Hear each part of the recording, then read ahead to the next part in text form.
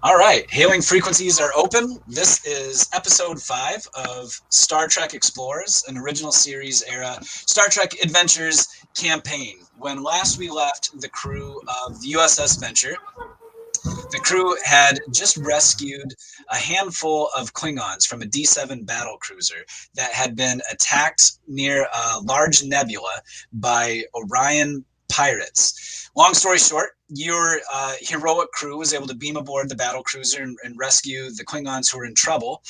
But then another Klingon ship, also a D7 battle cruiser, decloaks, and you guys kind of make an alliance with them. And right at the end of the last episode, the Orion pirates returned, emerging from the nebula with their shields up and their weapons hot. So the captain of the Klingon battle cruiser has returned to his ship, and you guys are, just to kind of paint a picture for you, the scene, you guys are on the bridge of the U.S.S. Venture. It's a Constitution class starship, so it looks very much like the bridge of the Enterprise from the original series. There are red alert lights blaring on and off, and Captain Robert Harriman is sitting in the captain's chair. And Commander Hondo Han, you are the tactical and security officer. You are sitting at the big table at the front of the bridge on the right side. And then Miguel, you have a new character, a supporting cast character for us tonight, who's going to be our helm and navigation officer. Do you guys want to introduce the characters that you're going to be playing tonight? And we'll start with the captain in the center seat. Okay. Yes, Captain Robert Harriman. Fairly new to command, just been promoted to captain of the U.S.S. Venture. So he's still kind of acquiring his space legs at the moment. And this is going to be kind of fun for him, going into a fight with a Klingon instead of against a Klingon. Yeah, so what's Captain Harriman's command style like in a crisis like this? I like to let my people do their thing. I'll look out for things they might have missed. I'll look out for things that may be going wrong in the future or going right in the future, but I'll let them get on with their jobs. They're a good crew. All right, young Commander Han is checking the tactical systems. He sees that the shields are up and the weapons are hot. How's he feeling right now?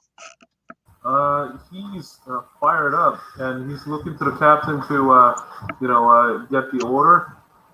And he's eager to prove himself that he's a competent security chief. All right, and Miguel, go ahead and introduce your new character that's a part of the Venture supporting cast. Yes, this is Ensign Aaron Sin. He is the helmsman and navigator. Kind of not different from the last helmsman, because in the first session, he was also wounded by a Klingon ambush, and this guy is like, oh yeah, we're going up into this sort of a gaping maw of danger. Let's just hope this ship can make it. Okay, so this is going to be our first experience with starship combat, and this is a pretty dense, crunchy system as part of the Star Trek Adventures system. So we'll kind of take it slow, step by step, and also just to kind of set the scene for you.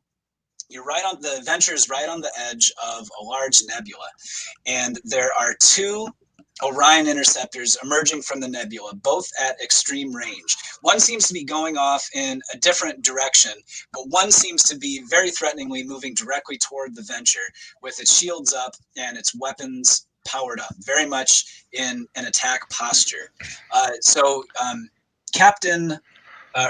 Commander Dragath of the Tem Drakag, your ally, hails the Venture. And his face, his Klingon visage shows up on the main view screen. Okay. Commander. Captain, are you prepared for battle? We are. I'm assuming you'll be taking the lead, sir. Yes, we will be we intend to sweep around the flank and take out the Orion vessel that is trying to flee. It won't take us very long. We will be sure to come back and aid you in your battle. And that will be much appreciated, Commander. Thank you. Good hunting, Captain. And he flashes And his you. jagged teeth. Before we actually go any further into the battle, I'm going to do a very short rallying speech to the crew to generate a little bit of extra momentum. Yeah, go ahead. What's that look like? It'll be much along the lines of what I said before. I'll just say, okay, people, this is what you train for. This is what Starfleet expects us to do. You know your jobs. Let's all make Starfleet proud of the U.S.S. venture. Okay, so give me a... So also, I should note that you guys all have 1 point of determination to start out with, which you can use in conjunction with your values to give you a critical success on any roll. And I'm going to start out with 6 points of threat, 2 points for each of you.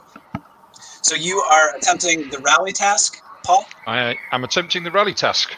Okay, so give me a command plus presence roll with a difficulty of 0. And this is just to generate momentum at the start of the fight and get everyone on the crew pumped up and focused. Okay. So that will be 3 successes, beg pardon. Excellent. So you can see all around the bridge, and also your speech was piped in over the communication system all across the ship.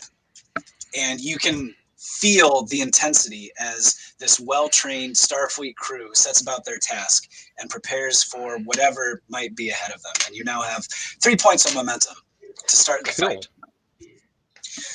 So, to start out, this Orion Interceptor is just emerging from the nebula and is at extreme range from the Venture. So, to start, each of you will get 1 turn per round, and your opponent will also get a certain number of turns per round. On your turn, you can attempt 1 task and take any number of kind of minor tasks that you might use. And you can basically operate in any order that you would like to. So would any of you like to take the first task of this combat situation? Mm-hmm.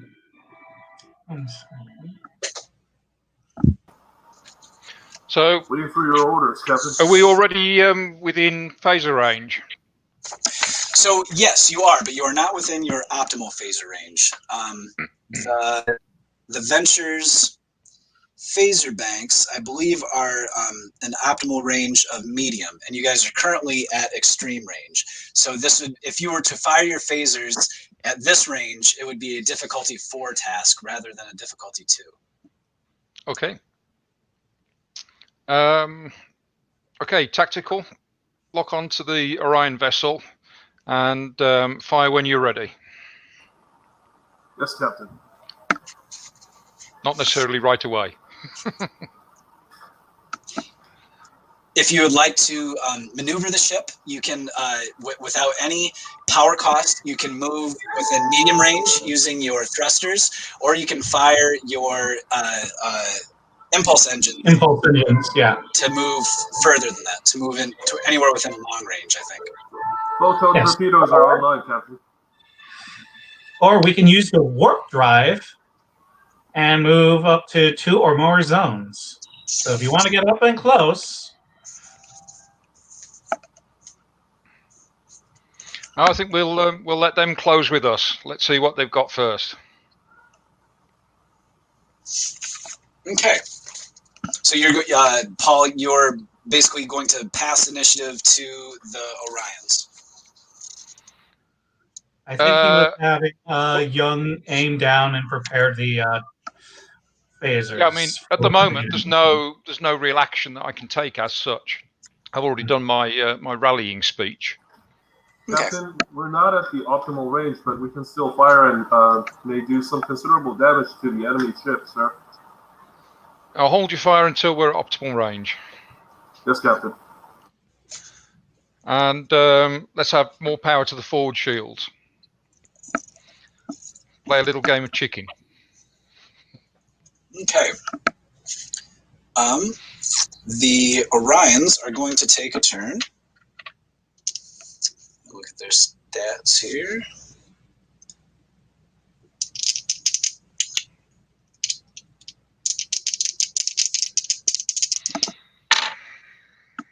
Okay.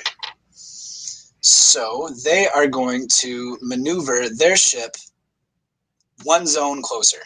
So they're now at long range. They're closing, but still not medium range, but long range from the Venture. And that is their first turn. So the initiative shifts back to the Venture. Paul has acted and taken a task, but Commander Hahn and the con officer, the ensign, have not taken a task this round.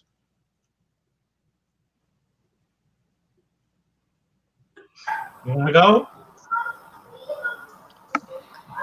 So let's, I guess, close at full impulse. Okay, then I will use the impulse engine to get to medium range. That will have us be at 13 power. So because you're already at long range, you can use your maneuvering thrusters to move anywhere within one zone, which you can do. So it doesn't cost you power. You're not using your impulse engines. You're using your thrusters, which does not cost power. So we're using the maneuver task. Yes.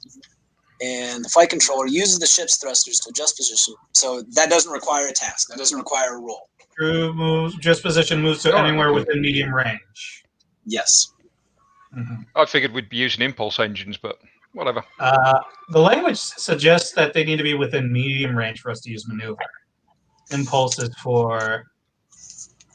Let me read to you. Well, yeah, maneuver moves us anywhere within medium range. And medium range is any zone adjacent to our current zone. Yes. So we can close one zone with the Orions using just maneuvering thrusters. It's one of those things. It's like, oh, we just need to make sure the language is a little bit clearer. Okay, I'll get that going, and let me see what I can do as a minor action. So okay. So this is let me read this to you from the rule book. Moving around in starship combat is the responsibility of the vessel's helmsman, and typically requires a task. Though these tasks have a difficulty of 0 under normal circumstances. So the helmsman does need to roll a task, but it will be a difficulty 0 if you just want to use your maneuver, and it's going to be control plus con, and it will be aided by the ship's engines plus con. So basically you're rolling to generate momentum, but perhaps also create a complication. Well, since I've got nothing to do, I'll roll for the ship. Okay, so you're looking at... one thing. Does the focus of starship maneuvers apply? Yes, absolutely. Okay, 2, 3. I got 3 successes. I'm going to spend... There is a thing where we can actually spend... let's see here. And what was it? What was the roll for the ship? It is engines plus con, so a total of 11. A target number of 11. Cool. Okay. No, ship failed. That's good. I got 3 successes. Yep. What I'm going to do is I'm looking at the combat momentum spend table in page 232 on the book. I can do a swift task with those 2 momentum, increasing the difficulty by 1. And so I have a difficulty 2 control plus con task to increase the difficulty of us getting hit. So evasive action? Yeah. So this is another task I can do. So let's just see. Okay, roll it. And the ship will assist as well. You can roll again for a target number of 11. So you're doing a maneuver followed by an evasive action? Yes, exactly. I'm like, well, let me try spinning. It's a good trick. You're not drifting a Constitution class, are you? I'm doing the Riker maneuver. Didn't he do like a redneck drift thing in one of the Star Trek movies? He's got to get the joystick out though. Oh no! I thought I Don't come remind up with me. switches to get the joystick out, and it's the old Microsoft the old Microsoft joystick, which was just 2 buttons. Sidewinder? No, the NES controller. What was the hot action? Oh, yeah. Or Atari controller. Yes, there's only one button, and that's the button to go faster. So I got 2 successes. So I succeed on that. So Okay, so help me remember that. So for the rest of this round, any attacks targeting the venture are at +1 difficulty.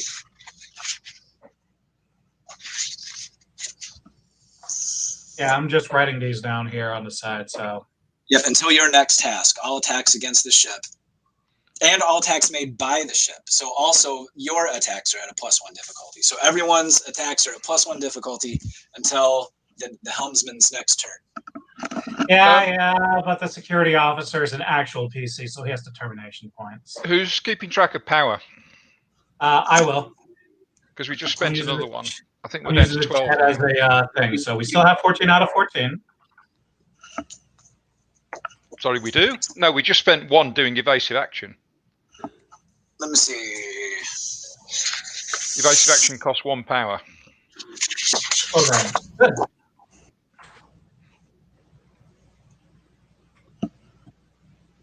Okay, that's not on my thing, but It's in the book. okay, you're probably right, Paul. So yes, the venture has used 1 of its 14 power for the scene.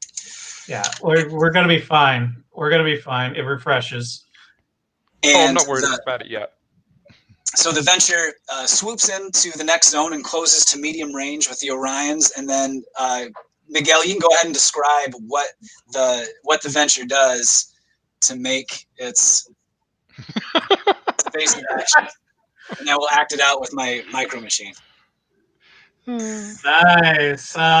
Basically, I'm getting this thing accelerating and also trying to do a sort of zigzag to try to get off on their phaser locks as that thing is starting to beep, on the console, letting me know that in case this thing gets hit, I'm going to get hit by a lot of hot plasma and die. So you guys can actually hear some of the hull, the bulkheads creaking under the strain of this hot shot flying. Yeah, and Commander Han sitting at the tactical station starts rocking around. Excellent. Captain Harriman is very still in his seat. Captain Harriman is sitting very still in his seat, but you can tell that his hands are gripping the armrest just a little bit tighter than usual. Yes, what they do is just have the actors move their hips while they tilt the camera, like in the show. All right. Yep. So, having closed to medium range, the Orion interceptor will now act, unless you guys want to spend 2 points of momentum to keep the initiative and allow Commander Han to act. Do you want to do that? It's up to Han. Yeah, why not? Let's get the first shot in. Okay, cool. So you guys are down to 2 points of momentum, and Commander Han, you can open fire if you like. You've got photon torpedoes, and you also have phasers. Photon torpedoes will add to threat. I get threat every time you use torpedoes because it escalates the fight. Yeah, the captain said phaser, so he's going to say, phasers all locked in target. It's locking on target onto their phaser, photon torpedo banks. Okay. Fire it will. Yep. Yes, sir. And he fires. So, ordinarily, this would be a difficulty 2 task. You are at your optimum range. However, because of the evasive maneuvers the venture is currently going through, it becomes a difficulty 3 task. And on Yang, it's going to be control plus security for you. And someone can roll for the ship. It's going to be weapons plus security, which is a target number of 12. I'll do the ship. My control plus security is 15, so what do I got to do? Roll under? Yep, you want to roll 2 d20s, and you want to roll equal to or less than your target number. You also have 2 points of momentum. You could use, you could buy one extra d20 if you wanted to with a point of momentum. Okay. Well, I'm just gonna. No. Spend 3 power, so you get 2 more damage dice if you hit. For the energy quality, making an attack with an energy weapon has 1 power requirement. So going up to 2 would make it 3. So yeah, you also have a lot of power to spare. Okay. He's gonna, recite his, value. I will not fail my duty when others rely on me, and I believe that gives him an automatic success. One of us, right? Yes, if you want to spend your point of determination right now. Do you want to do that? You know what? Actually, let's hold off on that. It's like the beginning of the game, so yeah. Okay. Hold on a second. Hey, buddy.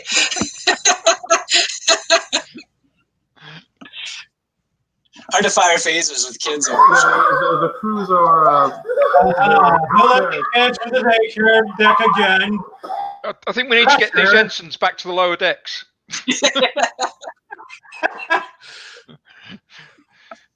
Bunch of ensigns just ran onto the bridge around, and they're screaming. No, we're all gonna die! With a card team with a bunch of kids out with the Ferengi. Yeah. The ship scored 1 success. Okay. There's one of your 3 successes. And I got exactly at the die, 15. That's a success. Yep. Did you roll 2 d20s, Young, or just 1? I rolled 2 d20s. And what was the other one I failed. Okay. You got 2 successes. You needed 3 because of the evasive maneuvers. So the Venture fires its phasers, but the Orion vessel is able to swoop underneath them and does not take any damage from the attack. The Orions will now take the initiative, and they will fire back with their... What do they have? With their particle beam. And I'm going to spend a point of threat to get an extra d20.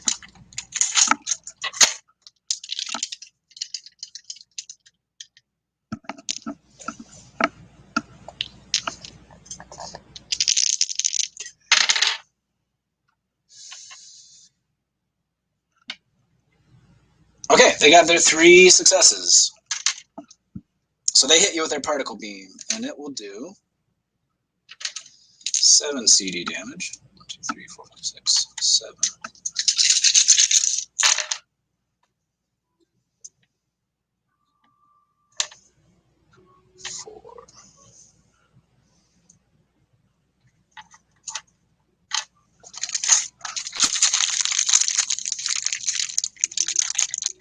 Okay. So I'm going to spend, I just generated some threat, which I'm going to spend to reduce the Venture's resistance by 4 points, which takes your resistance down to 0. So you will take, the Venture's shields will take 4 points of damage from this attack as you can feel the hull shake around you. Yeah, that really did sting a little bit. Yeah. Is it time to evacuate ship? So okay, I think these Orions mean business. And just to explain an important part of the rules, there are threat and momentum spends specific to starship combat. Each starship has a resistance, which we use to subtract any kind of damage it takes, no matter what, even if its shields are down. But you can spend a point of momentum to reduce your opponent's resistance by 2. You get 2 points of resistance taken off for each point of momentum you spend. And so I spent 2 points of momentum to reduce the Venture's resistance to 0 for that attack.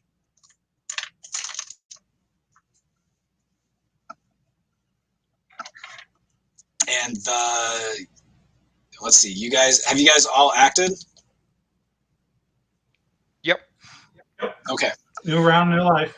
So the Orions get 1 more action this turn, which they will use to, let's try an attack pattern.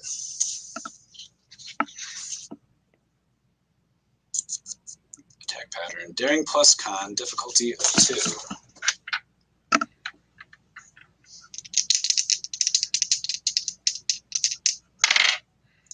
Which they do not succeed on. Okay, so that is the first round of combat. The initiative shifts back to you guys, and any of you can act. Okay. If anything, I'm gonna go take the switch over to the Eternal Systems task station and do a regenerate shields.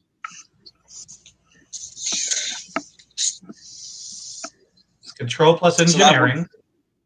Yep, with a difficulty of 1, assisted by the ship's structure plus engineering. Okay. Which is a target number of 10. Okay. We're also back at full shields. I mean, full energy. Cool. I succeed, but I also have a complication. Okay, and who did someone roll for the ship as well? Let me roll for the ship. Nope. Okay. Nope, go on. Nope, ship didn't do it. Okay, so you got your 2 successes, Miguel? Yes. Okay, so success means the ship regains 2 shields, plus 2 per momentum. Do you want to spend any momentum? Do you want to spend a point of momentum to get those other 2 points back? Yes. Okay. So you're back at full shields, and you got 1 point momentum, and you generate a complication, which I will just use to take threat for the moment. Okay. It's also a power per shield restored, right?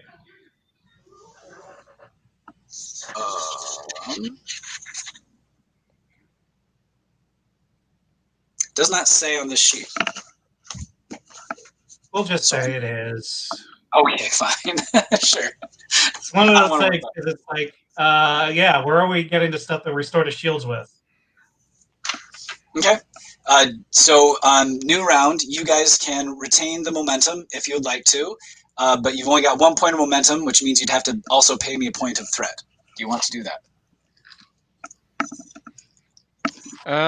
We're running a bit low, so should we leave it for now? Leave it for now. I feel another inspiring speech coming on. All right, so the Orions act. They're going to fire their weapon again. I forget what it's called. Their particle beam. I'm buying another die. Okay, they get 4 successes, so that's a hit. I will spend 2 more points of threat to lower the Venture's resistance.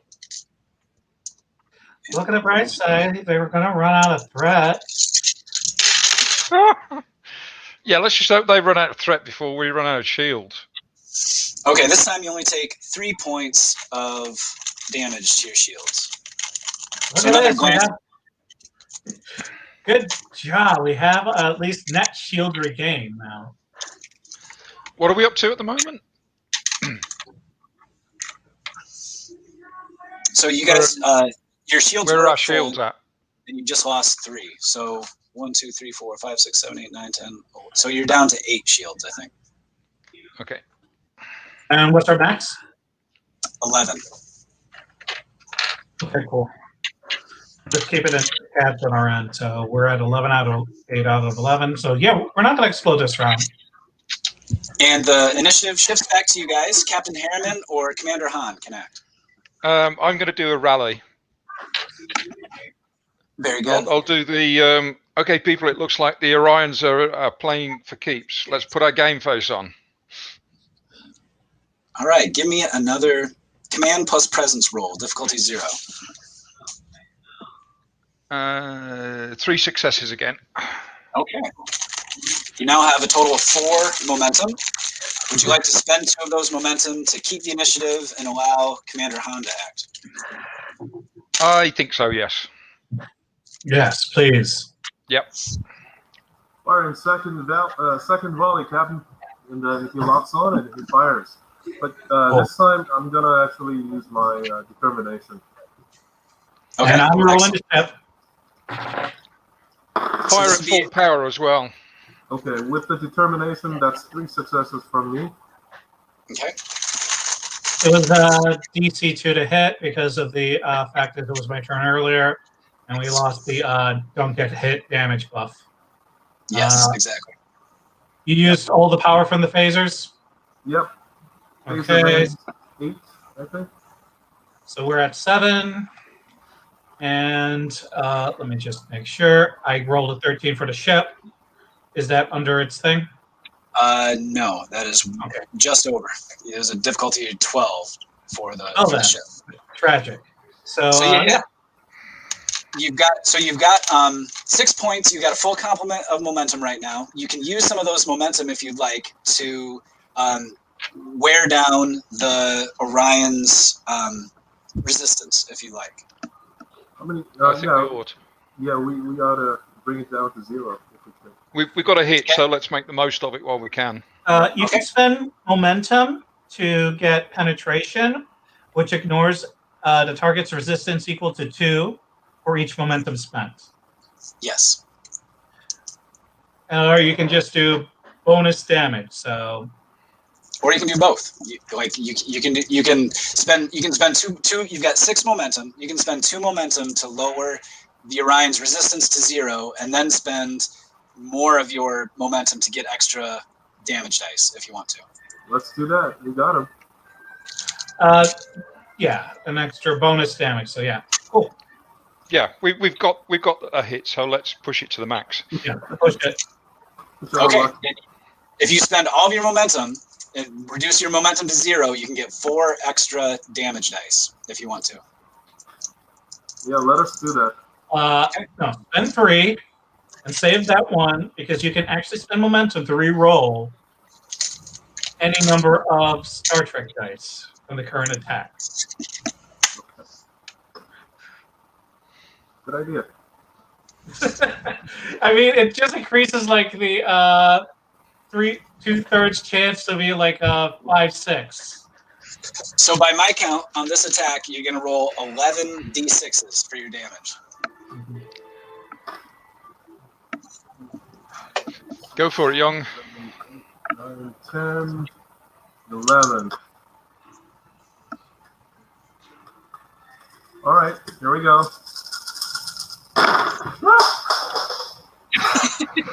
Jeez. God, it's like he's playing Shadowrun now, where he's rolling like 20 d6s. Okay, so each 1s count. Yep. Each 6s count. Only the 3s don't count. So 3 and 4s don't count. Yeah, 3s and 4s don't count. Yep. 5s and 6s are effects. Okay.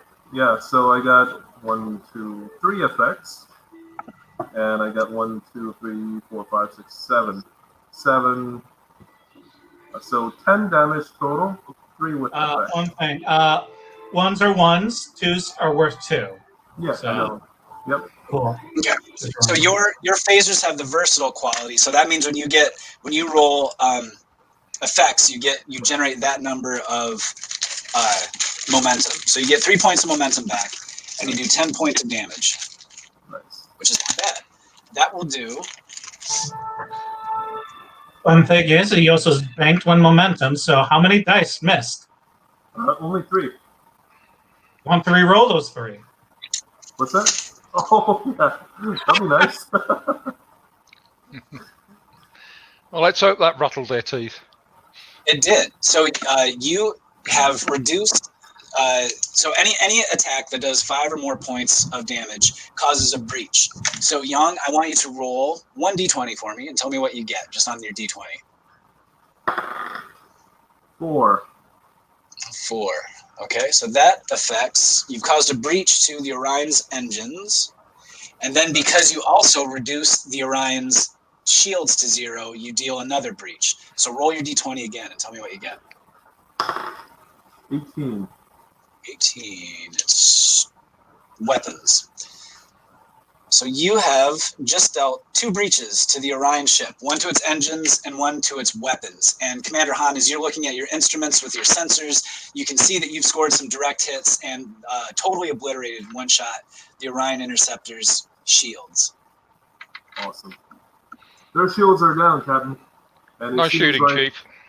It seems like their engine and their weapons banks were damaged as well. Good. Don't get cocky. Don't get cocky, kid. All of you have acted, and that leaves the Orions with one more action this round. And this time, they're going to, now that they've been shaken up pretty good, they're going to try evasive action.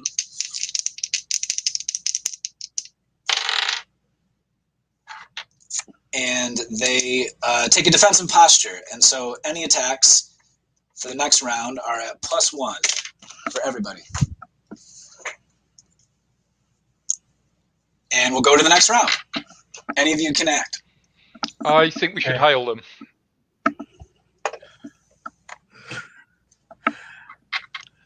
I'm sorry, but one of my values is violence solves nothing. And being Starfleet, you have to give them an opportunity to surrender. So you want to take that in the negative. Sorry, what? To gain that sweet, sweet determination, you could invoke it in the negative, where you're like, okay, we're done. No, this is a value. I'm just trying to stick to my values. So, no, you can take it into positive or negative aspect of that value to be like, oh, how does this impact me in a negative way? Oh, I could. I'm looking at it on the positive side. Captain, they're still capable of battle at this moment, sir. We could pour another hit towards their weapons bay. Yeah, target their weapons, but hold fire for the moment, and we'll hail them.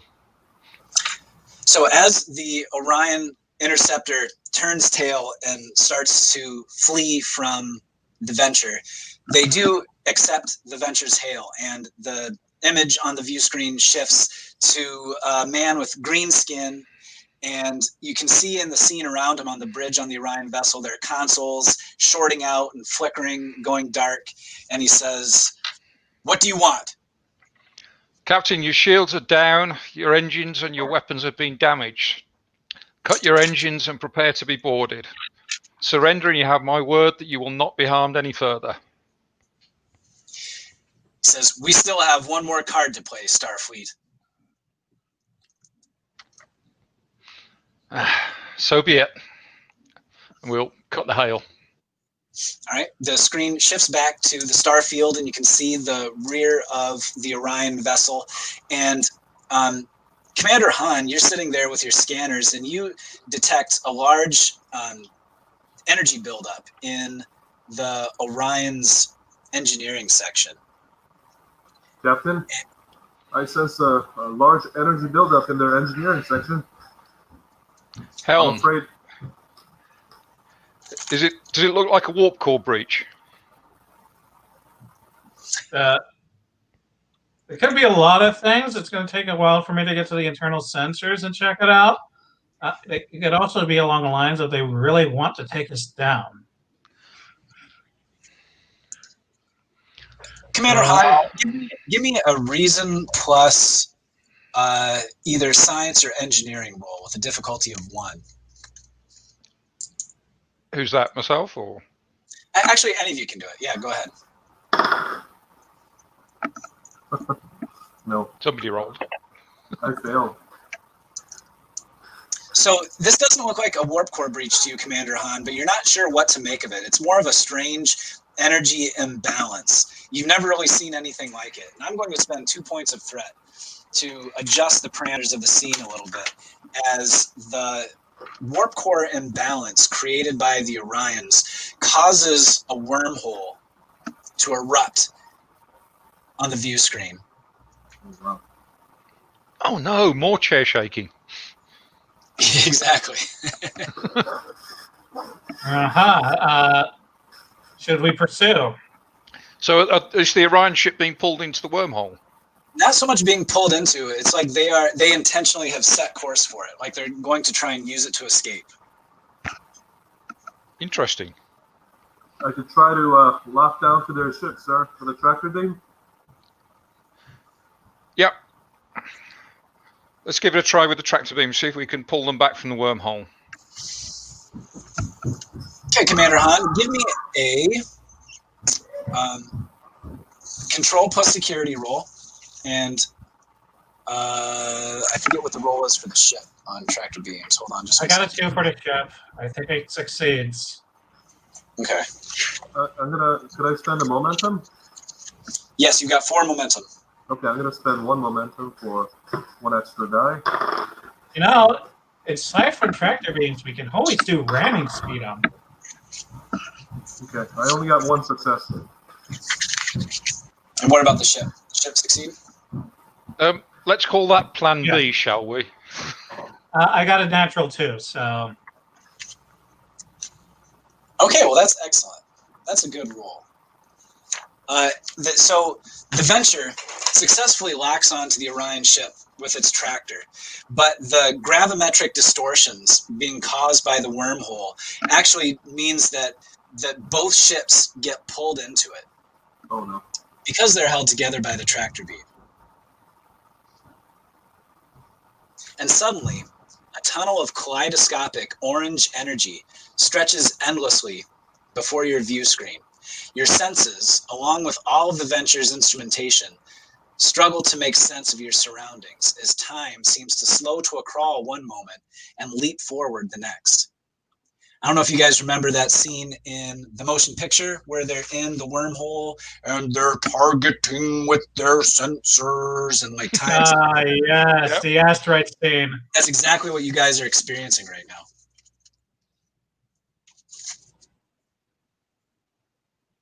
So one of us is just screaming in slow motion, "Abandon ship!" I'll try and issue the command to direct power to the shields.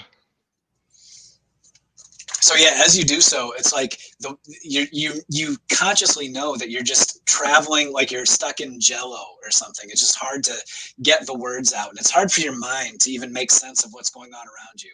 And so this scene has the trait wormhole travel, which means virtually all tasks are going to be one step more difficult due to the disorienting effect of traveling through the wormhole.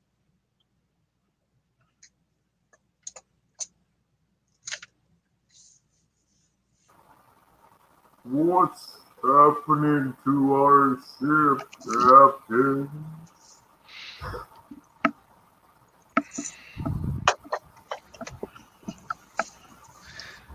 I think we just got to ride this one out. Any idea where we're headed to, helmsman? The end of the wormhole, sir?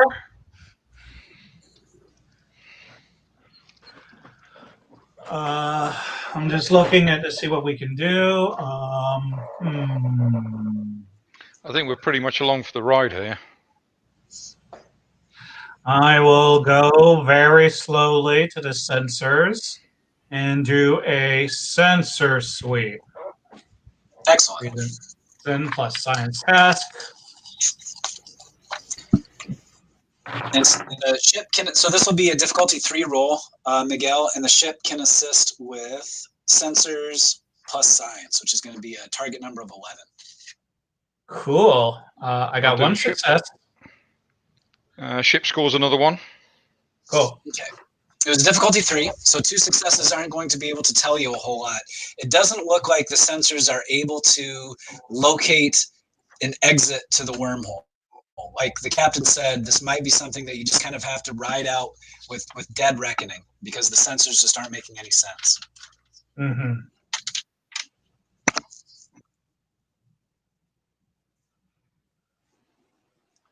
Anything else you guys want to try to do? I would try to lock onto the target with phasers. It's not going to fire, but as soon as he comes out of the wormhole, he wants to be able to fire at him. Yeah, you can definitely try that. Give me, this is going to be a difficulty 3 control plus security roll, Jan. Okay. Do we have any momentum? You got 4 points of momentum, yes. I'll spend 1. There we go. Ooh. Yeah, he failed. Okay. Ooh, I I rolled natural 1 on one of them. Does that count as like 2 successes? That gives you 2 successes. Then he succeeds. Okay. You are able to keep a weapons lock despite all of what's going on around you. You are able to keep a weapons lock on the Orion vessel. In fact, you're able to kind of use the ship's targeting scanners to get a really good idea of what's going on ahead of you as you see the Orion vessel. And you can see that there are gravimetric eddies and distortions that are in the midst of the wormhole that are threatening to tear the Orions apart. And you also know that the Venture is heading in that direction and will soon run into those same gravimetric distortions. Captain, it seems like we're headed into those gravimetric distortions. Upon hitting it could be detrimental, sir. No kidding. Okay, let's try full impulse reverse. Aye, Captain. Okay, Miguel, try you can use control or daring plus con with a difficulty of 3. And the ship can assist with weapons, or I'm sorry, engines plus con, which is a target number of 11. This is difficulty 3 roll. You have 3 points of momentum. Okay, I gotten a critical success because I have Starship Maneuvers as a focus, so I missed by 1. Let me roll the ship. Natural 1. Well done. So the old girl comes through for you, and you are able to pilot brilliantly around the gravimetric eddies, and you actually see the Orion vessel get torn apart as it explodes into a bunch of shrapnel. But the Venture is able to sail through these eddies without suffering any serious damage. And you're able to exit through the other end of the wormhole, thanks to your expert piloting. And the Venture emerges into a seemingly infinite expanse of empty, black space. Every few moments, wormholes ripple open only to disappear an instant later. The wormholes appear to open and close at random. Okay, it would have been better if we died, guys. Let's get a damage report. How do we look?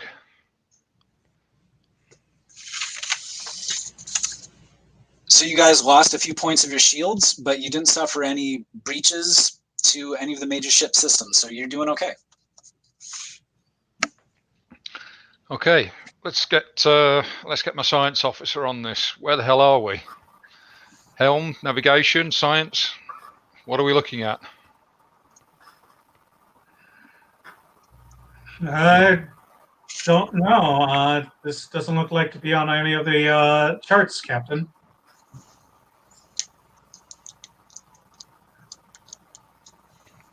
Well, there's pretty much nothing out there by the looks of it, so I'm assuming it's not on the charts.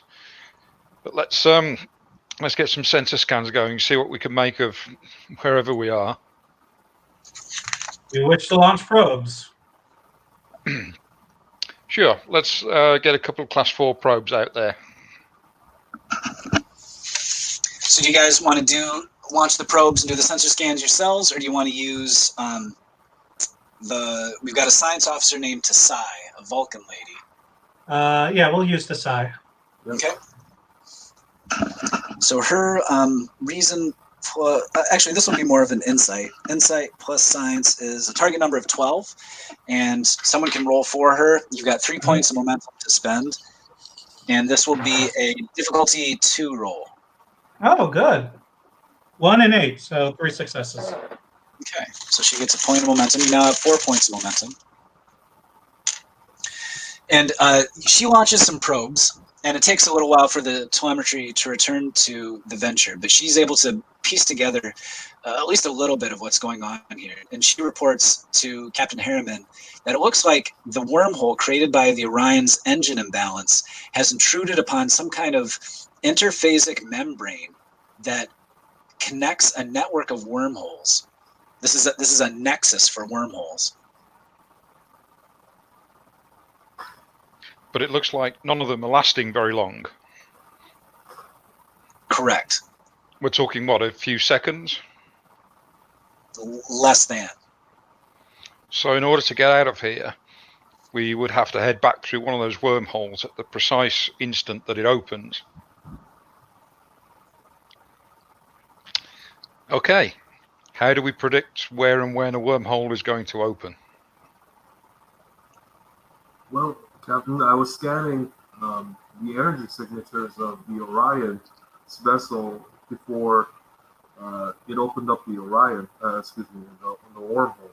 Perhaps our science officers could take a look at that and try to mimic what they were trying to do. It's worth a shot. Let's do that.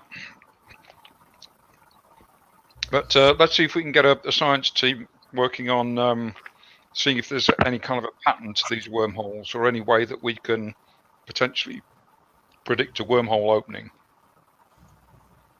So as the Ventures science team gets to work trying to piece together what's going on, you might recall that there is an Andorian ensign who's a junior science officer named Tulak. And he's on the bridge working with Tasai, looking through the little eyepiece on the bridge, doing all kinds of sensor scans. But suddenly he starts to look disoriented and almost like he's about to faint.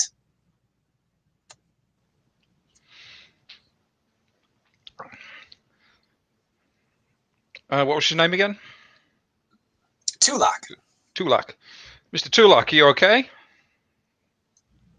He looks up and he glares at you and he says, "Get away from me! You're a spy!" Mr. Tulak, I don't think you're being quite yourself at the moment. Hondo actually gets out of his console and tries to restrain him. Okay. Hondo, give me a daring plus security roll as you cross the bridge and try to restrain Tulak as he actually starts to lash out, like getting violent. You see an absolutely crazed look on his eyes. 2 and 6, so 2 successes. Okay. Do you have hand-to-hand combat? Yep. Oh no. I totally forgot what I get with that. So you said 2 successes, Jan? Yeah. So that's enough to get behind Tulak and get your arms around him and restrain him. And he's trying to resist you. But for the moment, he's held stationary. Yeah. He's going to motion for the other security personnel to escort him to the bridge. I'll call a security and medical teams to the bridge. So that seems like a good opportunity for Dr. Ozzel to report to the bridge. Is that okay? Sure, unless the rest of the ship went to hell. Could be along the lines of like everyone else other in the bridge or just went crazy and I'm out in front of sick bay playing dominoes with someone else. Be along the lines of welcome to my place. It's kind of you don't get a good view of the beach here.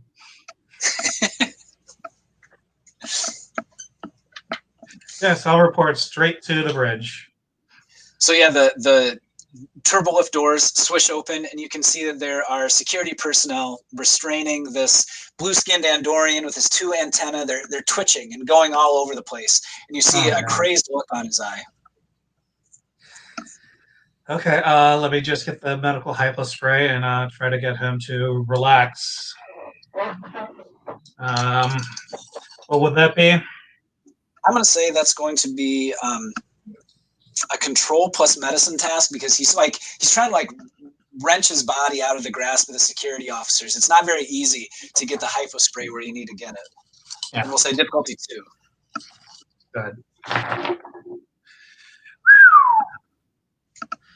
Let's see here. Does xenobiology count? I don't think so. This is more of like you're just trying to like get your hand in the right place to administer the hypo spray. Sheesh. Because I do get a success, but I also got a 20, so I'm guessing he's breaks free and starts doing some damage. Yeah, absolutely. So you actually administer the hypo spray accidentally into the arm of one of the security officers, knock him flat on his keister on the deck. And Tulak wrenches himself free, and he takes a swing at you, Dr. Oh, Ozel. God. Let me roll my unarmed. He says, "You Romulan spy!" And this will be a daring plus security. I got 2 successes. 1. 1. Okay, so he punches you.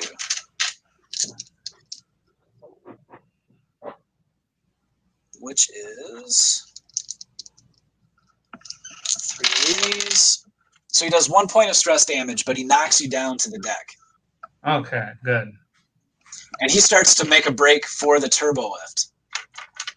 Captain Harriman and Commander Han, you could both act if you wanted to. Pandawan's gonna react immediately.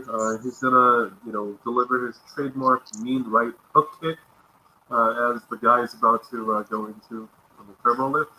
I think he gets an extra die or something with enter hand. If you when you get a 5 and 6, you get a +1. Yeah, your critical success range increases to your discipline value. So what is your security discipline? 5. So if either of your die get a 5 or less, that's a critical success. So 2 successes on that one die. 15 and 10, so 2 successes. And he got 0, so you can go ahead and roll your damage. How much damage does he do? One-arm strike is 6.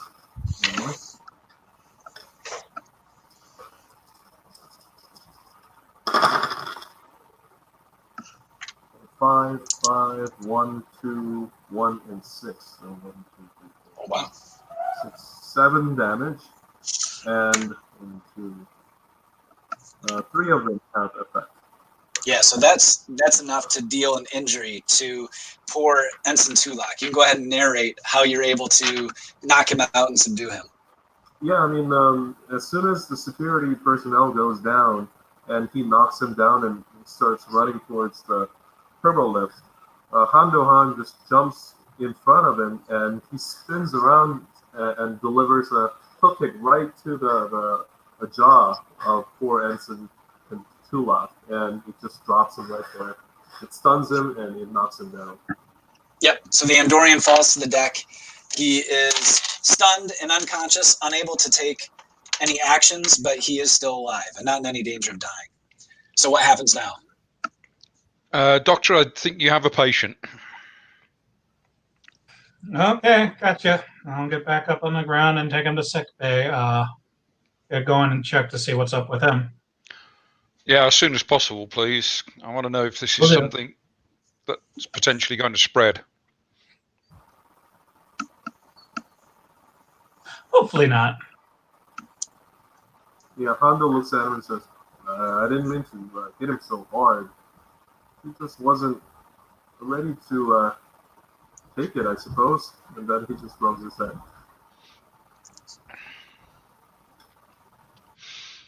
Okay, let's get Mr. Tulak down to sick bay and get back to the problem of wormholes.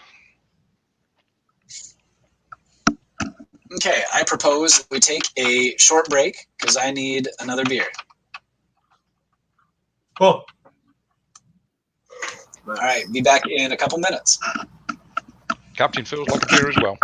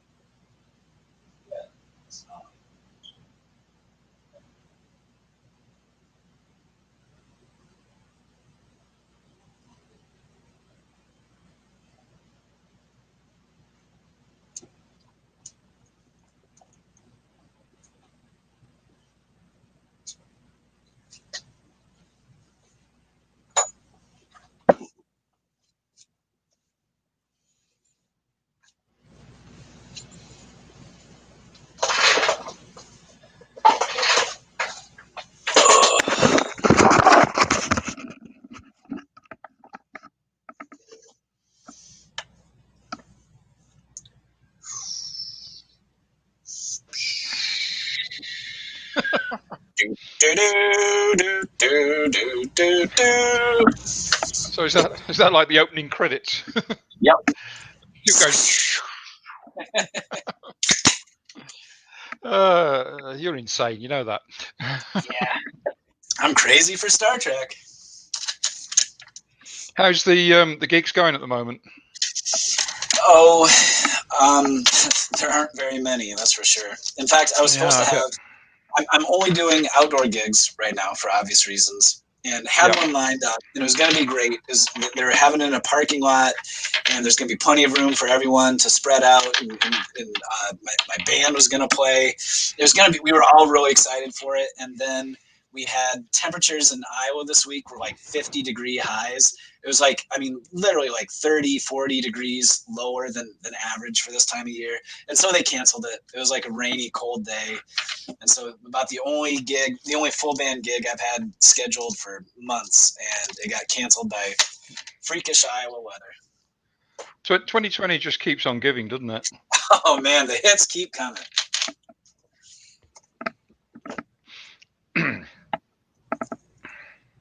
Now, I can't believe some of the things we've had this year. I mean, I tell you, I was actually quite cut up the other week about Chadwick Boseman. Oh, yeah, that was terrible news. I mean, that was just totally out of the blue. Yeah. And I just looked at that. As I saw the news, I just looked at it and I just thought, geez, you've got somebody there who's like pretty much at the peak of his career or soon going to be. And he gets cut down by something like that. And to think that he was going through that while they were filming. I know. Like Black Panther and the Avengers stuff. Yeah. And as far as I can tell, from what I read, pretty much nobody knew. Right. Yep. That's the sense I get too. That he kept it very close to the vest, even up into the end. And man, what a loss. Yeah. And then I think it was yesterday. We lost Diana Rigg as well. Yep, I saw that too. Crazy. I think I definitely can't wait for December 31st. Right? That's always assuming that next year is going to be better. You know, about the only good, I don't know, I guess I shouldn't say the only good thing. The idea that we're in the midst of 23 consecutive weeks of new Star Trek content has been a big boost for me. That's kept my spirits up. Yes. Yeah. And I must admit, I caught the trailer for Discovery Season 3, and it doesn't look bad. It doesn't look bad. You know, they're getting there. I think they're finding their feet. I just wish they'd stop kind of bouncing around between different storylines. I mean, I'll take any storyline that just kind of makes sense, start to finish. You know, I just feel like they haven't.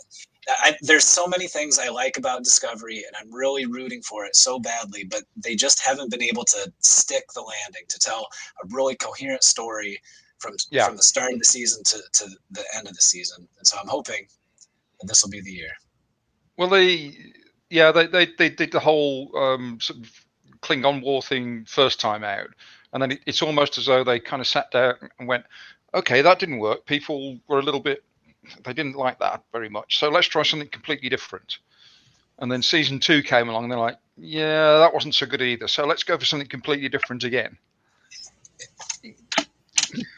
I think you're probably right about that. I think that there was definitely an effort at course correction from the first season to the second. And then the Enterprise crew with Pike and Number One and Spock kind of stole the show from the actual stars of the show in the second season. Yes, and that I don't know, that I would say that was totally unexpected, but I don't think it necessarily was. I think I would have expected it. Yeah, I mean, if you're going to put the Enterprise and Spock and Pike in there, then you know what's going to happen, right? And then Anson Mount was great as Pike, and it seems like pretty early on, I think the producers kind of realized that, because it sounds like the Pike series got greenlit like much earlier than CBS let on. Like I think they knew pretty quickly that like we've got this cast, let's give them a show. This is working. I suspect that once they saw the first 2 or 3 episodes, that the people at CBS went, hang on, this is good. Right? Yeah, I think so. I got to admit, when I saw that Anson Mount was going to be playing Pike, my first thought was, oh no, not that guy from the Inhumans, because that was terrible. But no, he was very, very good. And I've got to say, Rebecca Romaine as number one, and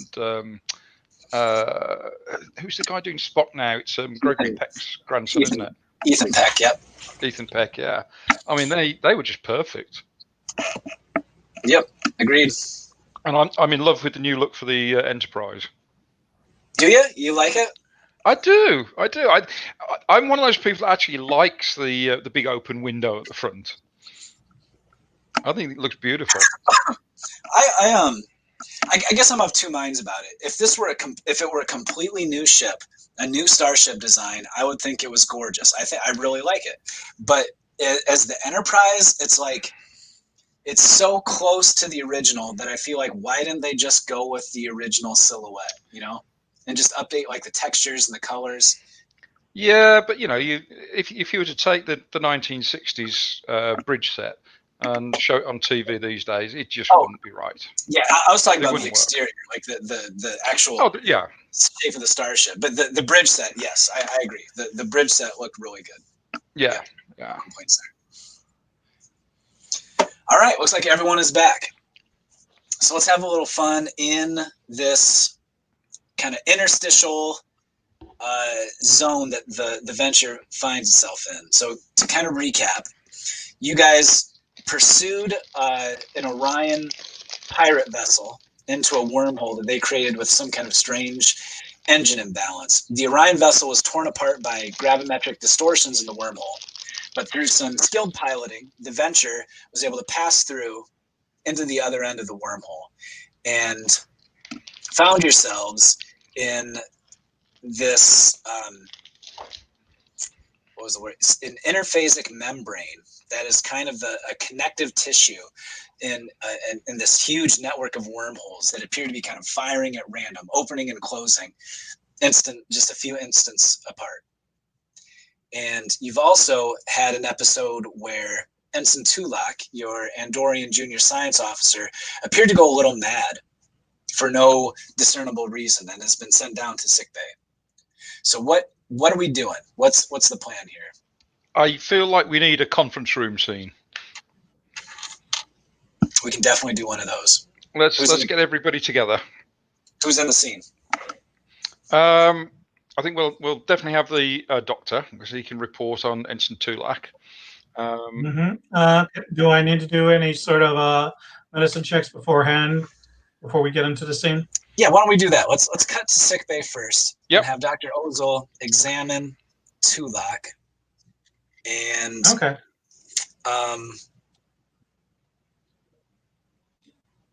Let's see here. Give me this will be difficulty 3 because the effects of this interphasic zone is kind of hard to pin down. So give me a difficulty 3 reason plus medicine roll, and that can be assisted by the ship, which is going to be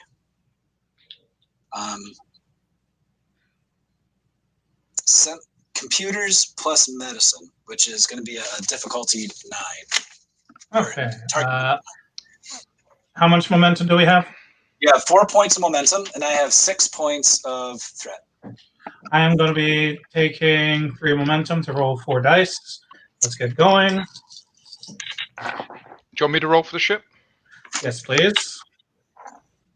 Nope. Ship was no use.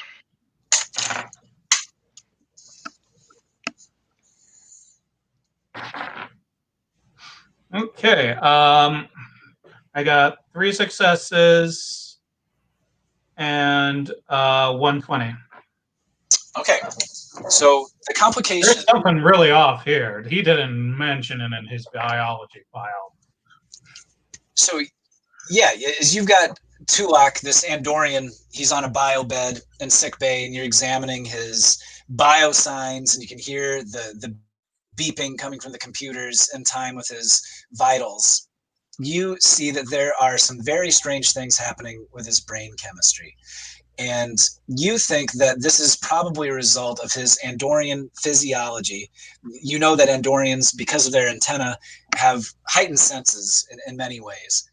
And the interphasic effect is causing some imbalances in his brain. The complication that you just rolled is that if you don't get out of this interphasic membrane soon, you think this will have probably lasting effects on Tulak. Okay. One thing: is there anyone else with this sort of thing? Not like Andorian, but sort of similar biology. I should take note. So you know that. So the venture right now is in this interphasic zone, and traveling through interphase is really bad for organic creatures. You think that Tulak's Andorian physiology made him more susceptible to this, but you think over a period of days or weeks, if the venture stays here, certainly more members of the crew are going to start experiencing psychosis and paranoia. Okay, great. We Cool. gotta hurry up, or we're all gonna die. And that's your report, is it, Doctor? Basically, going to say along the lines of due to his sensitivity, it seems to be is anyone else that has this, let you know who in the ship might be more susceptible, all of that as we're going to get down to it. But probably the only one that's probably going to be the last man standing being the Vulcans on board. Okay. Is there anything you can do to help any of the Andorians or similar races? Some sort of a sedative, maybe? It's all in conjectural right now, Captain, but I'll be looking into doing something. But the best way to handle this would be to just get out of here as soon as possible. I'm sure we'll be working on that very, very soon. Okay, so the conference room, we'll have the doctor, we'll have the science officer, we'll have the security chief, and I guess we'll probably need an engineer as well, chief engineer. Yeah, who did we say? I think I've got that written down somewhere.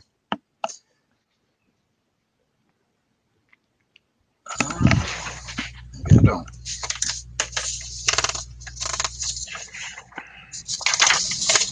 And I think once the doctor's given us his report, we'll need the security teams to keep a close eye on the rest of the crew, Chief.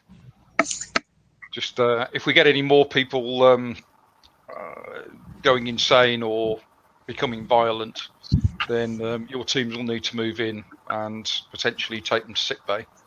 We don't know if their paranoia is going to be existing into violent reactions. They might do it in other ways as well. So, yep.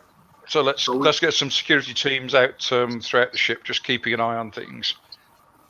Shall we send out a ship-wide alert, sir? Yeah. To have them report to the sick bay? Let's get an announcement out that if anybody, this is going to be a little bit crazy, I guess, but if anybody starts feeling unwell or potentially a little disturbed mentally, then they should make their way to sick bay immediately. And let's get people to keep an eye on their companions as well.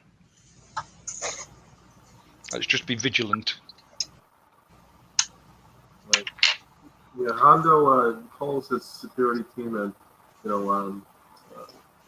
lets them know that to keep an extra close eye on Andorians because they're very susceptible to what's happening. Yeah, the doctor will let you know what sort of signs to watch out for, and potentially which races may be affected more than others. Presumably Andorians to start with. And they're really easy to spot because they're blue and they've got little antennae. sometimes they're not blue. Yeah, but that's the Einar. They tend not to leave Andor, so. Okay, so as for the doctor's suggestion of getting the hell out of here, where do we stand on the science and engineering front?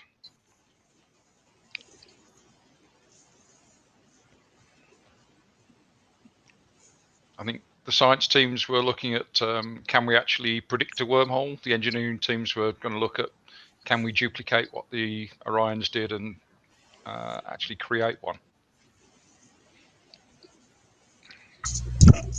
I mean, yeah. What do you guys think is going on here, and how might the venture get out of this? I think that's the two possibilities. Our way out of here is through a wormhole. The question is, can we actually make use of the wormholes that are opening and closing all around us by potentially predicting when one will open and going through it at the exact specific time that it opens? Or is there a way we can actually create one by trying to duplicate what the Orions did?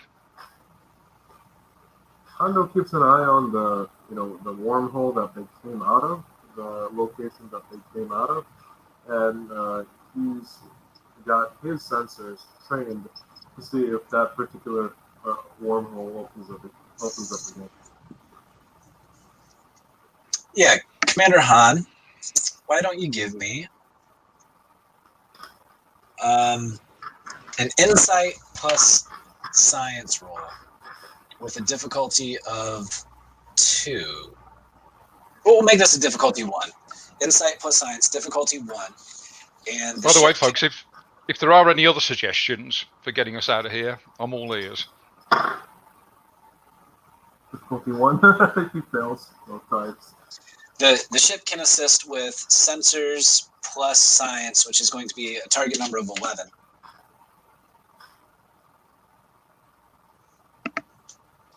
$20. You really got to stop doing that.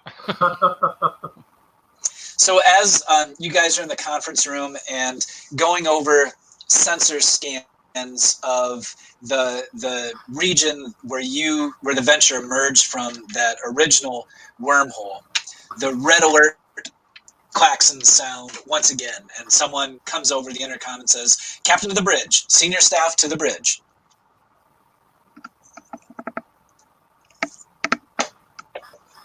We rush back to the bridge. So we cut back to the bridge of the venture as you guys take your posts, and on the view screen, directly near where one of the wormholes opened, you guys see something that I don't think any of your characters have ever witnessed before, as an enormous creature that resembles nothing so much as an eel emerges from one of the wormholes and shoots through the void, heading directly toward the venture. I was afraid you were going to say that. Okay, red alert, shields up. Is it a whale or eel? An eel. It's long. Okay, if it was a whale, we would have had to fire the nukes. Yes. Right, let's have the shields up, armed phasers, and helm. Should we try a little evasive action? Sure, sir. Let me go ahead. I'll be rolling a evasive maneuvers. All right, give me this will be a daring roll, daring plus con with a difficulty of 3, because this is like a pretty dangerous situation as this enormous spaceport creature swoops toward the venture. I got an 8 and a 3, and my con is at 4, and I have starship maneuvers as a specialty. Okay, 4 successes left? No, 3. Okay, someone want to roll for the ship as well. It'll be engines plus con, which is a target number of 11. Do you really wish to risk me roll a 20, guys? I'll just roll the one that I've rolled then. Good. Let's go for that instead. Good. What was that? 320s tonight? Yeah. I'm thinking we might get 5. We got a hat trick so far. So you said you rolled a 1 there, Paul? I did. Okay, so you get 2 points momentum. That brings you up to 3 total. As once again, Miguel, what's the name of the ensign, the con officer? Aaron Sin. Sin? Yeah, Aaron. Oh, Aaron. Like Moses' brother from the Bible, and then Sin, as in S-Y-N-N. Excellent. Okay. So Ensign Sin, once again, an expert pilot. He is gunning for a promotion as he turns the ship hard to port, and you guys have to kind of shift in your seats as the inertial dampers take a fraction of a second to catch up. and this huge spaceborne creature just barely misses the Venture as it swoops off into space and goes through another one of those wormholes that flashes open just for an instant and then closes the instant the giant eel passes through it. Interesting. Perhaps next time we could hitch a ride like we did with the Orion ship, sir. Yeah, but is the eel going to be just thinking taking that. us exactly back where we were, Captain? I would say that's unlikely, but then, as you pointed out yourself, the sooner we get out of here, the better. And I'm thinking we might have to actually head somewhere else, even if it's not somewhere we know. Well, at the rate that these wormholes are opening, perhaps we could just keep on heading in one direction and we may run into one.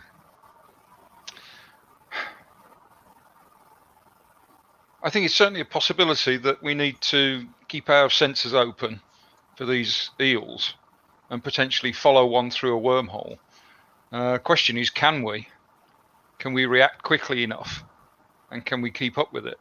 Do we know what kind of speed it was doing? Like high impulse. Potentially a speed we can match?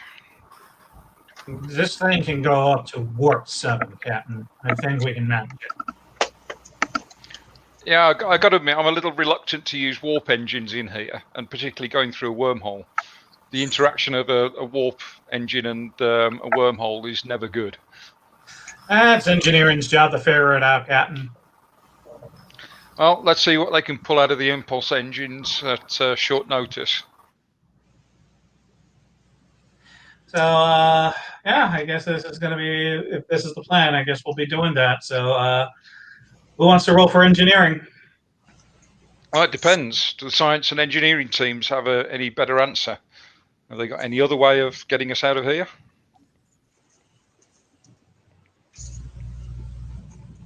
That was an open question to the science and engineering teams, who are not represented on screen currently. That's correct. So you guys can kind of throw some ideas out, some hypotheses about how you might be able to anticipate these eels moving through this interphasic area. And I suggest is we go over the sensor logs of what we scanned on the Orion ship when it activated the wormhole device. See if we can actually replicate that. That was certainly one thing we've got the engineering team looking at. Mm-hmm. The other was to see if we could actually predict a wormhole opening at all. And now we've got a third option, which is... more time, Captain, as we need to establish a pattern, and we only have been here for a couple of hours. Which is why we've got the third option now, which is potentially to keep our sensors open for another eel and follow it through a wormhole. Mm-hmm. Whatever it is, it seems to have the ability to predict where and when a wormhole will open. Mm-hmm. I would suggest, instead of hitching a ride, if we do a sensor sweep on it first. I think I'd like to see at least one other eel go through an open wormhole before we take a chance. Good. One is not a good baseline. Yes. So we'll get the people on the bridge and the science team on the sensors as well. Just keep an eye open for any more of these eels.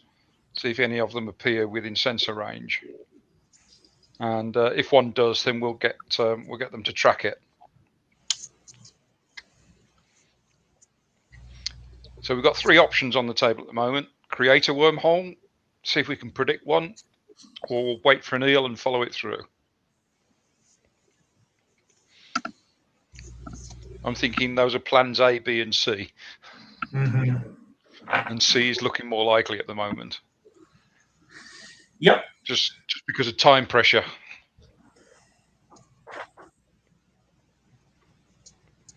I would say any of those plans are worth a try. They will all involve different kinds of tasks and roles, and it's up to you guys which avenue you want to attempt. Well, can we get the science and engineering teams working on the two of the first ways? And I think if we see another eel, then we'll track it and just see if it actually does make its way out through a wormhole, and we'll see if we can make some sort of predictions as to whether or not we can follow it through. And then if we still haven't come up with anything from the science and engineering teams by the time a third eel appears, then we'll follow that one. So science and engineering people, you've got until, and the captain looks at his watch, you've got until third eel.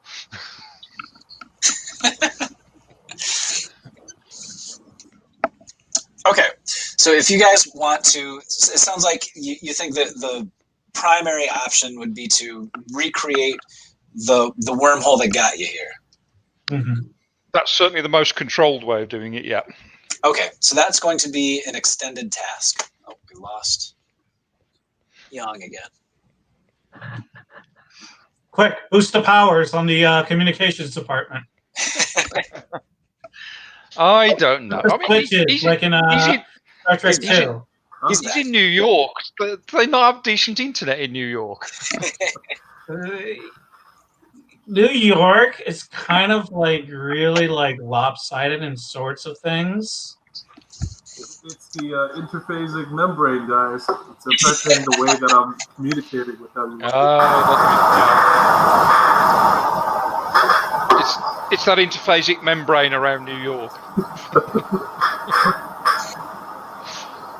Yeah, Hondo shakes his head and he says, "Captain, I don't feel very 100%, sir. Okay, well, but I shall be okay. If you need to, go visit sickbay.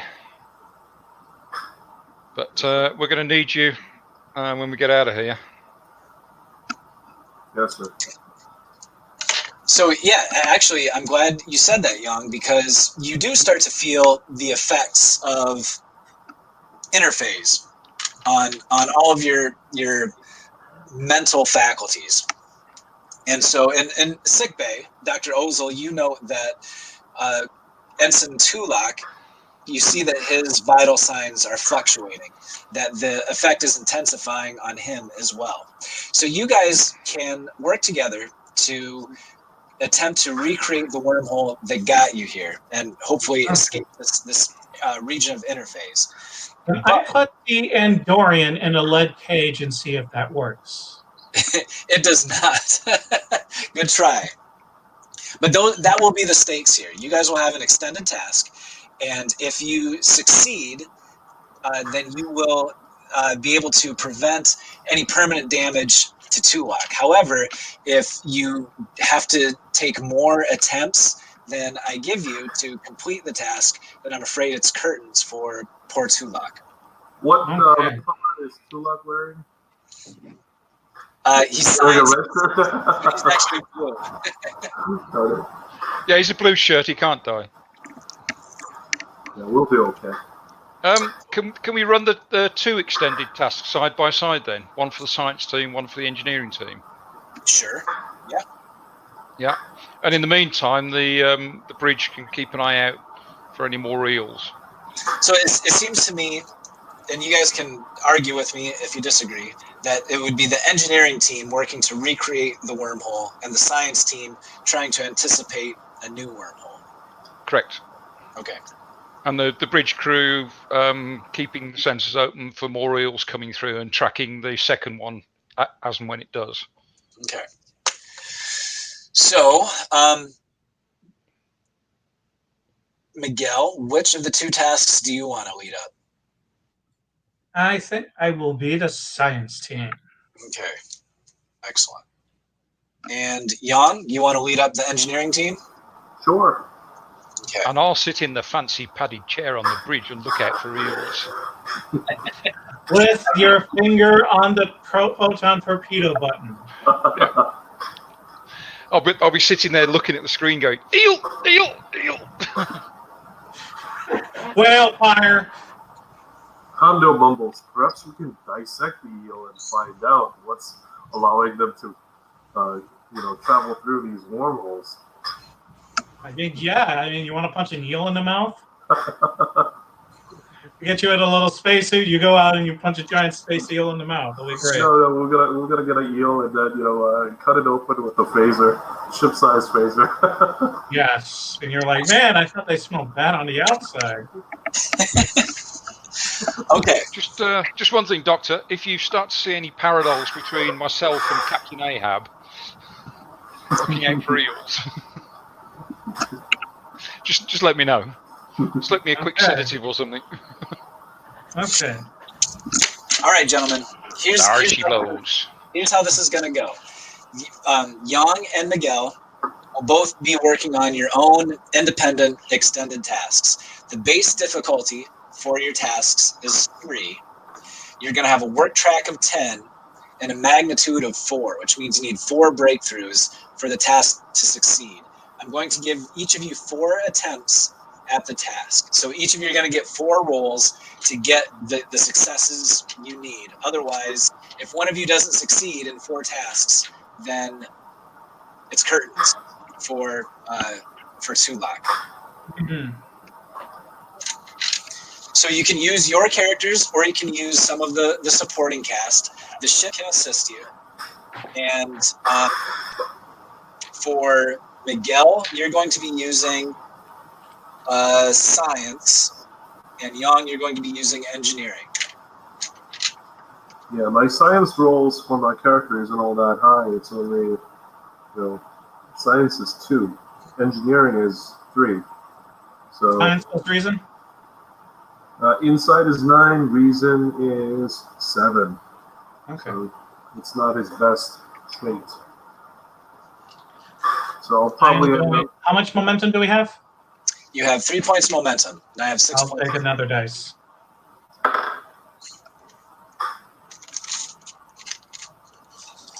Okay, so your first task is a difficulty 3 task.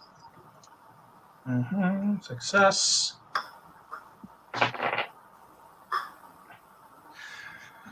Okay, 3 successes, and then I roll the ship. Hey, I'm at 4. Okay, so you generate a point of momentum. Mm-hmm. Now you're going to see how. No. The fourth die, the ship dice was a 20. Hence why I rolled 4 20s in a row this session. Okay, excellent. Seriously, stop doing that. I mean, unless you want to get me some Vegas dice. So Miguel, for that complication, I'm going to add resistance to your roll to determine the quality of your success. So roll a number of d6s equal to the discipline you just used, your science discipline, plus 2. 4.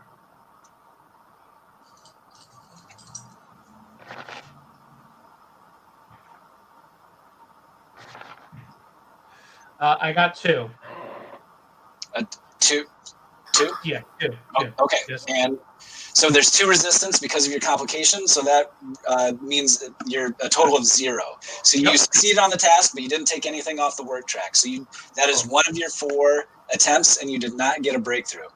Okay. Young. Your turn.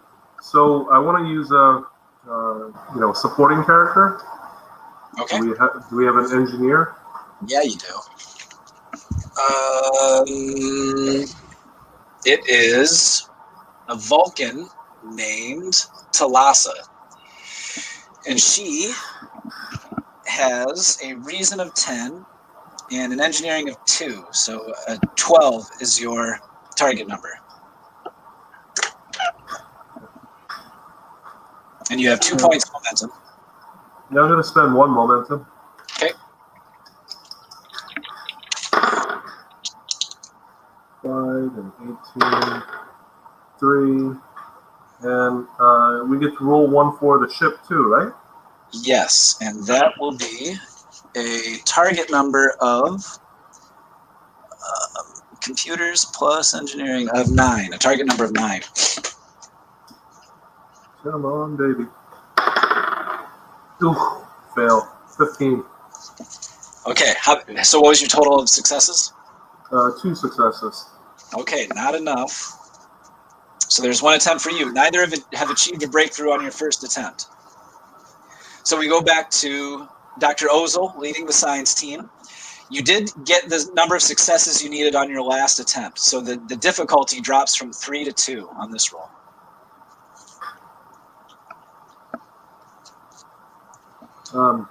Muted.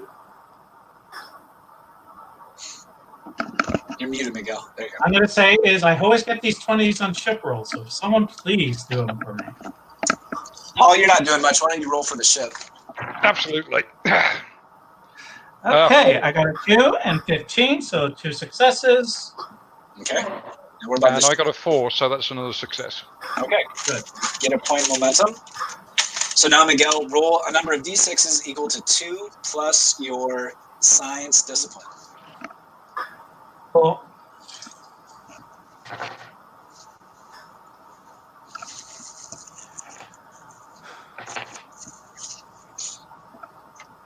Okay, and if I roll an effect dice, what does it mean? I'll say that that's like a versatile trait, and you can generate momentum for each effect you roll, which you can use to improve.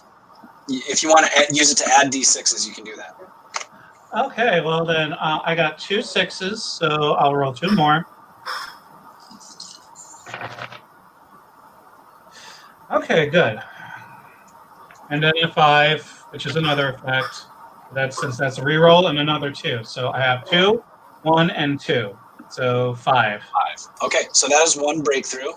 You took 5 off the work track, and you got 1 breakthrough, one of the 4 breakthroughs. So you need 3 breakthroughs on your next 2 attempts. Okay. And that's your turn. We'll switch back to Yang, who is leading the engineering team. This is going to be another DC or difficulty 3 roll. I'm gonna need to. Do we have any more momentums, or are we all left? Okay, Yep, I'm gonna take 1. Okay. Am I rolling for the ship again? Yes, sir. Yes, you're rolling for the ship unless you want me to roll a natural 20. Nope, I'll roll for the ship. So Okay. what were we talking about for the engineering team? Yeah, this is going to be for engineering. It'll be computers plus engineering, so 9. Okay. I only got 1, so unless you roll, a critical success, we're not gonna do it. No, I got just 1. Oh, no. Okay. So that is the second attempt from the engineering team. With just, when it comes to recreating this wormhole, there's so many random variables that the ship's computer is having a hard time calculating all the things that need to go into it. Because, no one's ever seen a stable wormhole before. Mm-hmm. So this is hard science. It's going to be about 100 years until the S9 anyway. Yep. So we jump back. How are we doing up on the bridge for eel spotting? Nothing so far. Okay. Well then, time for me to roll. I'm going to take a momentum to roll 3 dice. This is now a difficulty 1 roll for you, Miguel. Okay, good. 8 and 2, and then I roll my 3rd dice. Please roll for the ship. Okay, I got 3 successes. Okay, And that's 2 points of momentum. Paul, do you want to roll for the ship? That's going to be... Yep. Ship failed. Okay. can I spend a point of momentum for this research track? For extra d6s? Yeah. Yes, you got 3 points of momentum. I'll spend 2, so I'll be rolling instead of 5, 7. So first 2.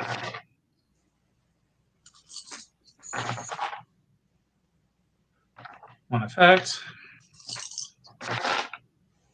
2, 1, 3. That was 6, 1, 7. Well, I also rolled an effect, so I get the result of this. Okay. 5 and 6. Re-roll them.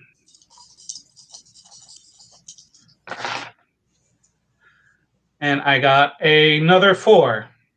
Another 4. Okay, so that takes the work track down to 1, but it doesn't eliminate it. So you didn't get any breakthroughs on this roll. So you've got one more attempt left where you're going to need 2 breakthroughs. Jump back to the engineering team, down in engineering. This is still a difficulty 3 roll for you, Yang. And you've got 1 point of momentum. Okay. I'm going to spend that 1 point of momentum. And so far, so good. Okay, 2 successes from the engineering team. Okay. I need 1 from the ship. Come on, ship. Come on, Captain. Come on, Captain Crunch. Nope, ship failed. To be fair, the engineering team did have the harder task. They're just running into brick walls all over the place. Throwing signs in the wall here. Okay, then. So this is the science team's last attempt. You need 2 breakthroughs. The work track is down to 1, which is good. And it's a difficulty 1 task. Okay, I'm going to spend a danger is our mission, so I'm going to spend a point of determination. Get 1 natural 1. Then I'll roll these 2 dice. I already used that to actually purchase, so I can't use the 1 momentum for an extra dice. So At this point, I would say it's possibly worth also buying some threat to get the extra momentum. Yeah, I'll spend 1 threat to get an extra dice. Let's see. Okay. Cool. 5, 2, so 2 successes. So we're at 4. And the Ship last succeeded. one. Okay, it's 2 points of momentum. Okay, I have 5 and then 6 from the ship. So what was the total of successes? 6 successes. What was the difficulty? There's just a difficulty 1. Okay, I am going to spend, let's see here, that means 5 momentum. 4 momentum for extra dice. And then I'm going to take the last momentum to be able to re-roll all the ones I missed. Is that fine? 4 momentum will get you. I 4 think extra dice. I think you need to spend 5 momentum to get the 3 extra dice. Because the first. The D6. What's that? For the D6 rolls. Oh yeah. Okay. Yeah. So and then save the last momentum to be able to re-roll this because this is everything in it. Okay. So this is 5 plus 4, so 9.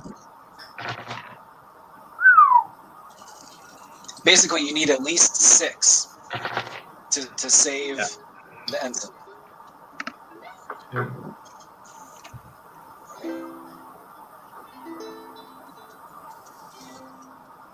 Plus 2, 4. Okay, cool. Is that you, Paul? Are you playing your ukulele? I'm just idly strumming. This is what the captain does to relax on the bridge, didn't you know? Everyone's on edge here, Captain. Your Honda tackles the captain. It's good for relieving tension. Okay. That's one. And I'm quite tense at the moment. Okay. I had 4 dice that missed, so let's just reroll 2 more. Okay. Yes, did you get 6?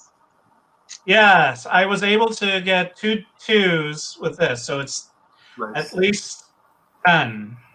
Okay. Well, okay. So on your last attempt. Yeah, everything. I threw everything. I'm like, okay, let's do this. Let's see. And then, oh, yeah, you look around at the whole equation again. You're like, wait, yeah, that's how it's supposed to be, isn't it?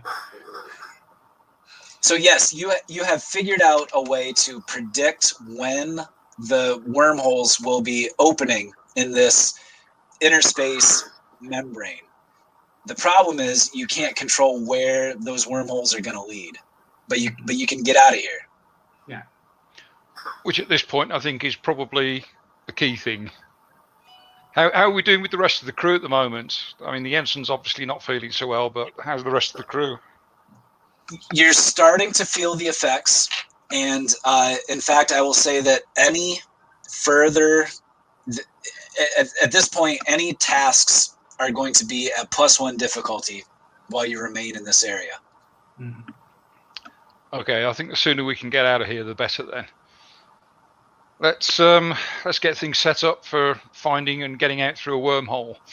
So let's get the engineering team working on beefing up the shields and structural integrity, and get the science team back up on the bridge scanning for wormholes.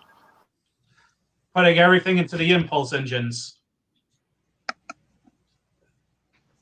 Yep. Yeah, so this is a new scene from the one where we had the starship combat. So basically, there weren't any breaches that you needed to repair, but the shields are back up to 100%. You're able to restore those. You think the ship is about as ready as it's ever going to be. Okay. I guess we're just waiting on the science team then to tell us where and when. Oh, God. And then you see like the Vulcan reading out the coordinates from a dot matrix printer, the noise of it as paper starts coming out of the desk.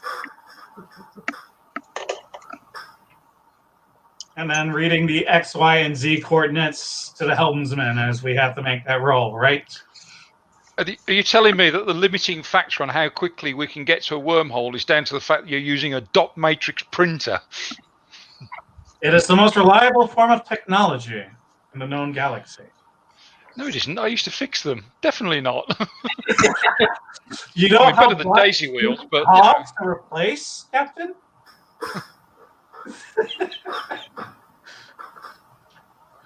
Plus, it's also kind of dangerous to open up those things after being used, those hot rods. Oh, my goodness. Besides, I'd never have one of those on the bridge. I don't want to be sitting there in my chair and listening to Oh, yes. The most dangerous thing next to exploding plasma is the dot matrix critter. Okay. Seriously, people, let's get out of here. All right, having crunched all the numbers from the science team, the helmsman needs to lay in a course and engage and hope that he syncs it up with the next wormhole that opens up in front of the Venture. Okay, someone rolled the computer and con of the ship. This is difficulty 3. Computer and con. Oh, crikey, that's the low one. This thing steers like a cow. You've got 1 point of momentum left. I'm going to use it to get 3 dice. Because okay. Ship succeeds. Good. Because despite all the odds, I have a dice I need to get under is 11. So I'm rolling 3 dice. Go for it. 6, 18. Last dice.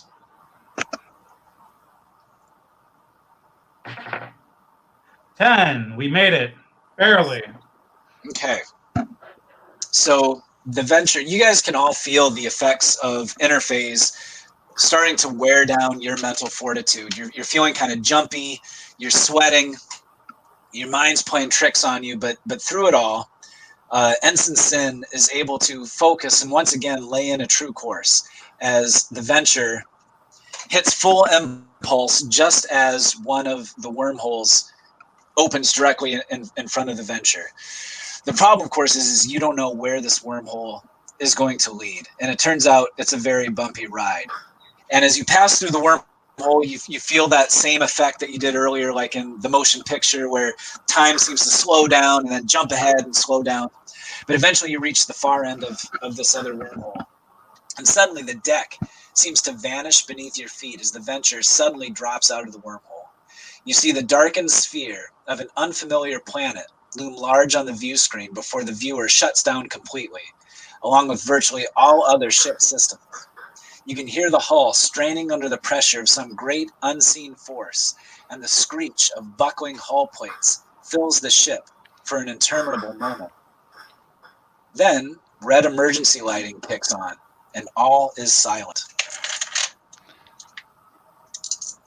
Okay, do we have any propulsion? Captain, I don't think we're dead, so I think we're good. You're not dead, but all of your consoles and readouts appear to be, and all that you can see on the bridge is red emergency lighting. Okay, let's get these consoles and that view screen back on again. I'd kind of like to see where we were heading, because the last time I looked, it was directly towards a planet. Well, obviously, we didn't get into the planet, or we would have crashed by now, Captain. So yes, I will go and open up the panels. Or we could crash any second now. Have we got communications at all? Can I get engineering on the comms? No. In fact, as you guys all pick yourselves up from the deck, you realize, like Miguel said, you're going to have to open up the consoles to restore some kind of backup power, because there's just nothing getting through. No, we'll just plug in our phasers. They got batteries. Yeah, that always works, doesn't it? You just fire a phaser into the panel and that powers it. And by the way, I just spent a bunch of threat to do a reversal. So like the previous scene is over, and I've like drastically changed the circumstances of this new scene. Okay, so we're still in trouble. So good news Okay. is we got out. Now we got into the fire. Out of the frying pan into the fire. Okay, I'm going to see. Presumably, there's some fairly low-level ensign on the bridge. Yes, of Yeah, course. you're looking at him. He's your helmsman. Well, yeah, I kind of like to keep you here. I want someone to act as a runner. I want someone to go down the Jeffries tubes to engineering. Tell them we need propulsion back as soon as possible, or we're all going to die. I'll go ahead, Captain. I think It's a also long way down. Hondo can also be the one to actually pry open the doors open. Yes, sir. And Hondo's gonna, hop up and he's gonna start running. So yeah, Commander Han, you'll have to go through. There's no power to the turbo lift, so you'll have to scale the turbo shaft like hand over hand going down the ladder. Yep, we'll do that. Okay. So yeah, he's gonna open, force open the door, and he's gonna look down into the shaft and says, "Piece of cake." Did you notice, by the way, whenever the power goes out on these ships, the gravity still works? It's weird. I think we still have momentum, Captain, so you might be right about us drifting into the planet. It's funny you should mention that, Captain Harriman, because yeah, you do think that the artificial gravity should have failed if all the ship's systems have indeed failed, but you are definitely feeling gravity holding you down on the deck. Well, the good news is that'll make it a little bit faster for the chief to get down to engineering. And then you hear him. Body kick down. Whoa! Where's the taekwondo for Hondo? Hey, you can do that sort of cool thing that they do in the Navy where they kind of slide down the ladder, except you're going down like 25 decks. The Navy He's SEAL. going to try to climb down as quickly as possible. Your hands might be a bit warm by the time you get to the bottom. He's not going to go hand to hand, but he's basically going to grab onto the rail and slide down. Did he say we? Yeah, well, he. Yep, Commander Han, you are descending into the dark turbo shaft. What else is going on? I think the rest of us on the bridge is just desperately trying to get the consoles and the view screen up and working. Yeah, someone give me a difficulty 1 reason plus engineering task to try to restore auxiliary power to the bridge. Okay. I'm at 11 for that. 9. Can anybody beat that? I'll roll an assist if you want. Okay, I'll give it a shot. Natural 1. Nice. Oh, cool! Just when we need it. 1 success from me. Okay, so you guys are able to work together to get under the console and start moving around the wires and the chips, and you're able to restore some power to the bridge, and the view screen kind of crackles to life, and you see the landscape. It's a planet, isn't it? It's going to be a planet. It's the landscape of a rocky planet tilted to the side at an awkward angle, and that's the first thing you notice. The second thing, well, I'll get to the second thing you notice in a moment. Commander Han, you're able to get down to main engineering, where it's absolute chaos as engineers are scurrying around, trying to figure out what's going on. And what are you doing? Yeah, he says, Commander Han from the bridge down here. What's going on? Could you restore the power? And the chief engineer, a Vulcan woman named Talassa, says, Commander, we're not going anywhere. Our dilithium crystals have been completely cracked. Unless we can find a new source of dilithium, there's no way we're going to be able to get our warp engines restarted. We don't care about the warp engine at this point. We just need to restore the power to the bridge and the basic function to the remainder of the ship. All we'll be able to give you is auxiliary power. The warp core, powers most of the main ship systems. So we're basically running on battery power right now. Thrusters is good. Yeah. So long as we have impulse power, that's good. I'll report back to the captain. Captain, is the turbo lift working again? I don't think we've got enough power for turbo lifts right now. Okay. But we are still able to steer the ship, right? With thrusters, yes. That's probably enough for the moment. Do your best. We're going to find out if we could find a lithium crystal somewhere around here. And he's going to climb back up. Okay, so we will cut back to the bridge as the bridge officers, including Captain Harriman and Ensign Sin, are looking at the view screen. Your mouths probably agape in horror as you realize that the U.S.S. Venture has somehow crash landed on this alien world. But what's really blowing your minds right now is not the rocky alien landscape, but the enormous fleshy tentacle that appears to be pinning the ship to the planet's surface.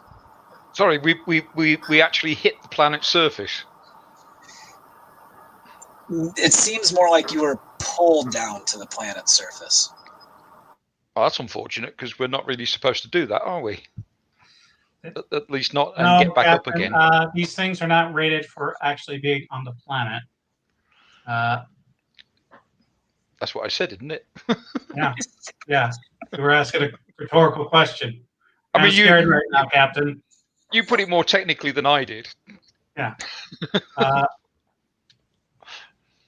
Should we let Han know about this, that he gets a couple of his security teams to shoot at this thing? No, I'm just going to wait until he climbs all the way back up from engineering and then turn around to him and say, okay, Chief, I need you to get back down to engineering again. He's like, he finally pulls himself up the final rung of the ladder and says,